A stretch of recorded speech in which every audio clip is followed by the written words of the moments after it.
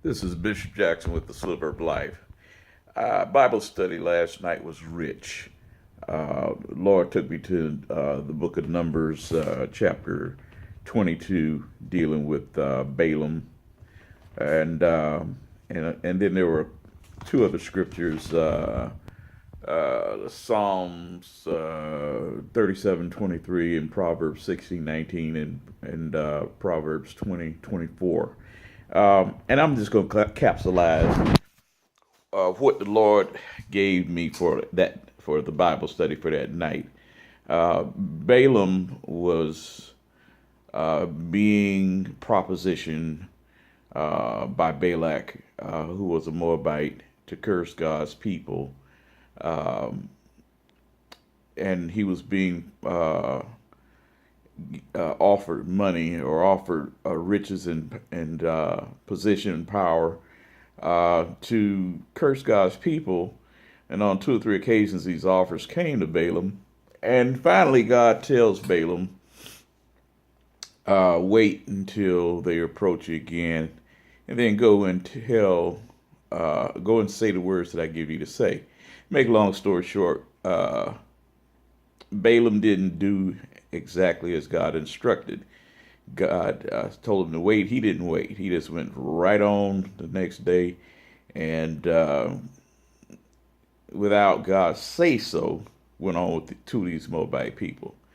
And without getting too deep into the lesson, I just want to say, in our walk, in our faith walk, our Christian walk, in our faith walk, our Jewish walk, in our faith walk, our Islamic walk, whatever discipline that you're in, we have more people who are professors professing their Christianity, professing their Judaism, professing their Islam, whatever religion that you happen to be in. And we have more professors of a faith than we have actual committers, people who are in commission of their faith. God says the steps of a good man, it's in Psalms, I believe Psalms 37. God says the steps of a good man are ordered by the Lord, and he delights in his way. Now, we, both men and women, vacillate from good to evil. Oh, yeah, I'm talking about you. I'm talking about me. And I'm talking about everybody on a day-to-day basis, based on our decision to act on God's instructions and directions, or acting on our own inclinations, that is born out of our nature, that is born out of our carnality.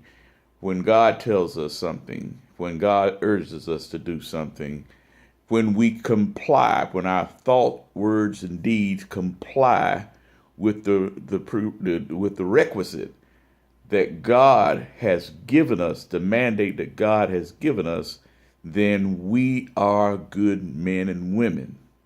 But when we choose to have more sense than God, when we choose to be smarter than God, when we choose to do it in a way other than what God said do it, we cease in that moment that we choose to do other than what God says do, the way God says to do it, we become not good.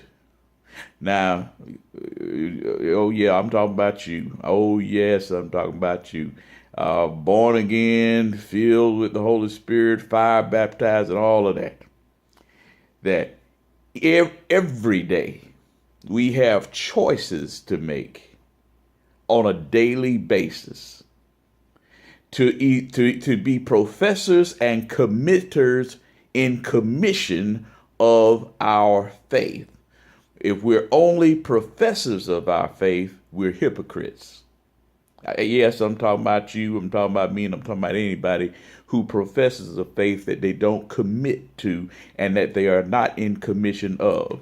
Now, I ask you today and for the rest of your life, and I challenge myself today and for the rest of my life, from moment to moment, thought to thought, word to word, step to step, is what we're doing in accordance with God and God's prerequisites or God's requisites, then in that case, we're good.